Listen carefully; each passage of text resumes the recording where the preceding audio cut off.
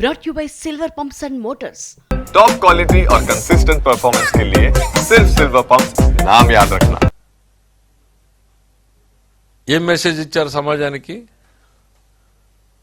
దాని తర్వాత పొదిల్లో రైతుల పేరు చెప్పి మీరు చేసినటువంటి అరాచకం ఏంటి? మహిళల మీద మీరు సృష్టించినటువంటి తీవ్రమైనటువంటి దాడులు ఏ రకంగా ఉన్నాయి? ఇక నిన్నటికి నిన్న నాగమల్లేశ్వరరావు గారి పేరు మీద చనిపోయిన సంవత్సరం తర్వాత విగ్రహ ప్రతిష్ఠ కోసం మీరు ఏదో వచ్చామని చెప్పి ఇద్దరు చనిపోయారు మీ పార్టీ వాళ్ళు. కనీసం బండాపి నిలబడి వాళ్ళ పరిస్థితి ఏందని పలకరించావా?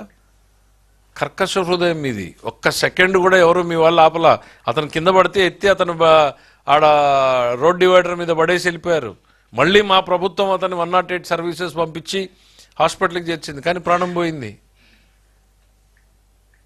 ఇద్దరు ప్రాణం పోతే కనీసం వాళ్ళని ఏంటి అనేటువంటి పరామర్శించేటువంటి ఓపిక లేదు. కానీ సంవత్సర క్రితం చనిపోయినటువంటి అదేంటి మళ్ళీ మా పాపం అంట. పోలీసులు బెదిరించారంట. ఎవరయ్యా గవర్నమెంట్లో ఉన్నది ఆ రోజున? ఎఫ్ఐఆర్ పెట్టిన రోజున గవర్నమెంట్లో ఉన్నది ఎవరు? జగన్మోహన్ రెడ్డి గారు. ద ఎఫ్ఐఆర్ కాపీ ఇది 5/7/2024. జగన్మోహన్ రెడ్డి గారే ఆపద్ధర్మ ముఖ్యమంత్రి. కౌంటింగ్ రోజు, కౌంటింగ్ తర్వాత రోజు జరిగినటువంటి సంఘటనలు ఇవన్నీ కూడా.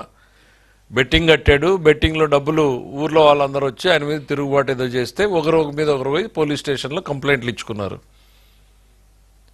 మీ ప్రభుత్వంలో నువ్వు ముఖ్యమంత్రిగా ఉండగా జరిగినటువంటి సంఘటనలకి మేం బాధ్యులమా? మాకేం సంబంధం? నీకు అంత సంవత్సరం తర్వాత విగ్రహాన్ని పెట్టి ప్రేమను కనపరుస్తూ ఉన్నావు.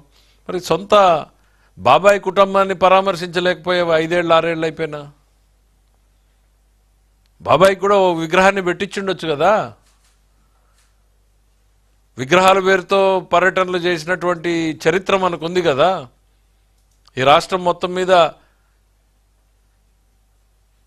విగ్రహాలు పెట్టే పేరుతో రాజకీయం చేసినటువంటి చరిత్ర మనకున్నప్పుడు మరి ఆ సొంత బాబాయ్ కుటుంబాన్ని కూడా పరామర్శించి ఉండాల్సింది, ఆయనకు కూడా విగ్రహాన్ని పెట్టి ఉండాల్సింది. మీ ఆలోచనల్ని ఆ వేదిక ద్వారా ప్రజలతో పంచుకో ఉండాల్సింది. మీ ఆ బాబాయ్ పట్ల, బాబాయ్ కుటుంబం పట్ల, ఆ సంఘటన పట్ల మీ అనుభవాలు ఏంటి, మీ ఆలోచనలు ఏంటి అని. ఈరోజు నాగమల్లేశ్వరరావు గారు వేదిక మీదకి వెళ్ళి కులాల ప్రస్తావన ఎందుకండి? ఒక ముఖ్యమంత్రిగా ఉన్నప్పుడు మీరు అట్లే చేశారు. మాజీ ముఖ్యమంత్రిగా ఉన్నప్పుడైనా మీరు మారుతారనుకుంటే ఇప్పుడు అట్లానే మారుతా ఉన్నారు.